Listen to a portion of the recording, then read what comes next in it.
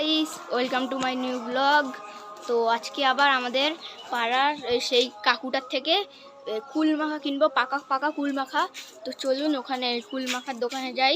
তো গাইস এসে গেছি আমাদের পিয়ারা মাখার দোকানে। তো কুল কিনবো এখন। এই যে আমাদের এটা কুল, এটা পাকা কুল। ওখানে পেয়ারাও আছে, এতে পেয়ারা ঢেকে রেখেছে পেয়ারাগুলো।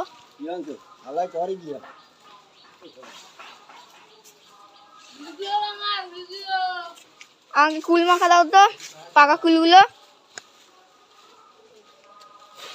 সব পেয়ারা মনে প্যাকেট থেকে খুলেছে এখন। তো আপনাদের সাথে একবারে মাখার ভিডিওটা দেখো গাইজ। মাখা শুরু করে দিয়েছে।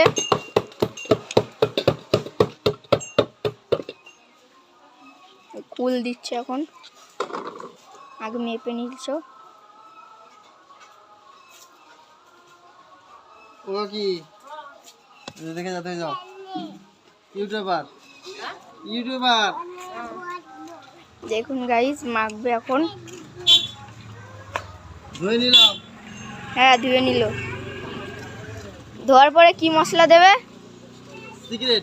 সিগারেট মশলা। কিছু বলবে না গাইজ। আমাদের কুল মাখা এসে গেছে আমার। তো ফার্স্ট এটাকে খাই। আর আপনাদের মধ্যে কার কার এইসব খেতে ভাল লাগে,